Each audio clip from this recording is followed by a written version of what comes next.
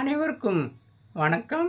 ஞானவிதா பாரம்பரிய மூலிகை மருத்துவத்தின் சார்பாக துருசு பஸ்பம், அதாவது துருசு பஸ்பத்தை பற்றி சுண்ணம் பஸ்பம் சொல்லி நிறையா மருத்துவர்கள் கேள்வி கேட்டிருந்தாங்க. அவங்களுக்கு நம்ம ஒவ்வொரு மாதம் கடைசி ஞாயிற்றுக்கிழமை இலவச மருத்துவ முகாமில் தான் நிறைய விஷயங்கள் சொல்லி கொடுத்துருந்தோம். இருந்தாலும் ஒரு சிலர் கேட்டிருந்தாங்க. அவங்களுக்காக வேண்டி ஒரு சில பதிவை நம்ம போட போகிறோம்.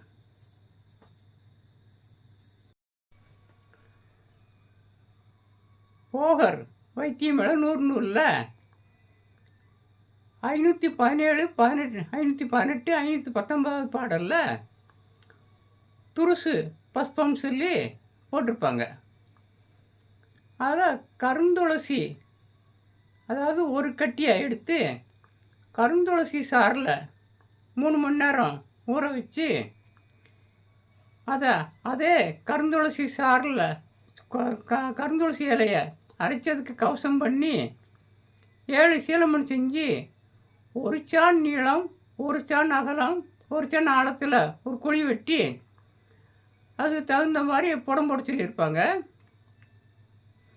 மீண்டும் அதை எடுத்து கருவு மொத்தம் சாரில் ஒரு 3 மணி நேரம் அப்படியே ஊற வச்சு மீண்டும் அந்த கருவு மொத்த இலையை அரைச்சி அதுக்கு கவசம் பண்ணி 7 சீலமணி செஞ்சு அதே குழியில் புடம் போட்ட சொல்லியிருப்பாங்க. புடம் போட சொன்னால் உயர்ந்த பஸ்பமாக இருக்கும் அப்படின்னு சொல்லுவாங்க. உண்மைதான். அதுலேயே நம்ம கொஞ்சம் விரிவாக பார்க்கணும். ஏற்கனவே துருசு ஒவ்வொரு முறைகளையும் சுத்தி பண்ணி நம்ம கட்டணும். கட்டினாத்தான் அந்த மருந்து கரெக்டாக வேலை செய்யும். நம்ம சாப்பிடும்போதும் எந்த ஒரு பாதிப்பும் வராது.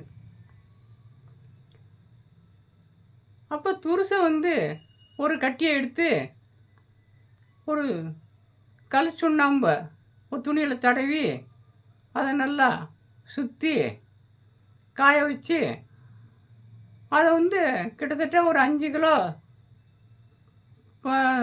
பிடிக்கிற அளவுக்கு 5 கிலோ கருவங்கத்தை உருகும்போது, கருவங்க இதுக்கு சுற்றி தேவையில்லை.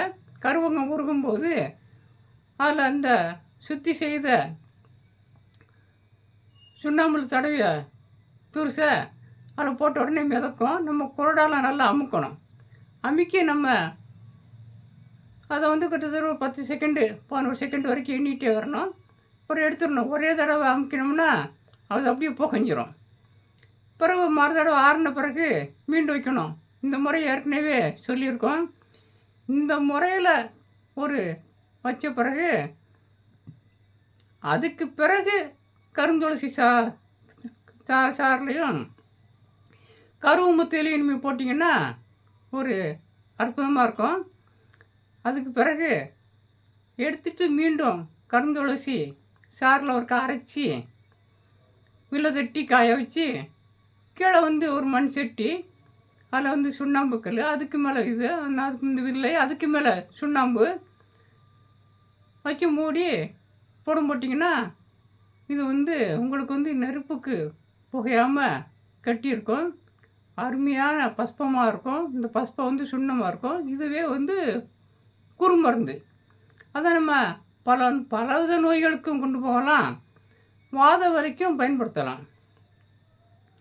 அவர் சொன்ன உடனேயே எல்லாரும் எனக்கு 100 கிராம் கொடுங்க, காக்கில் கொடுங்க அப்படின்னு இருக்காங்க.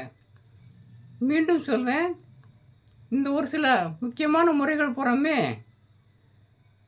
மிகுந்த ஆசைப்படுறவங்களுக்கு முறை நம்ம செஞ்சாலுமே அது சரியாக வராது. அளவோட 10 கிராம் 12 கிராம்குள்ளே தான் செய்யணும். அதனால் உங்களுக்கு முறையை ஒழியாமல் நம்ம அனுபவத்தில் செஞ்சது உங்களுக்கு நாங்கள் சொல்லிக்கிட்டே வரோம். அந்த முறையை நீங்கள் கடைப்பிடிச்சே வாங்க. அதில் செஞ்சு வரும்போது ஒரு சில சந்தேகம் இருந்துச்சுன்னா நம்ம இலவச வகுப்பில் கேளுங்க. உங்களுக்கு அந்த முறையான கரெக்டாக இன்னும் விரிவாக நம்ம சொல்லிக் கொடுப்போம். உங்களோட சேர்ந்து எல்லாருமே அந்த கிளாஸில் வர அத்தனை பேருமே தெரிஞ்சுக்கிடுவாங்க. அதனால் வந்து துருசு பஸ்பம் வந்து ஒரு முக்கியமான மிக மிக முக்கியமான மருந்து. அதுக்கு வந்து முதல்ல வந்து துருசு மட்டும் இல்லை, எந்த ஒரு பாசானங்களையும் நல்லா சுத்தி பண்ணணும், அது கெட்டணும். அதுக்கு பிறகு மருந்தை கொண்டு வாங்க. நல்ல அற்புதமான முறைகள்லாம் இருக்குது. உங்களுக்கு நிறைய வீடியோ போட போகிறோம்.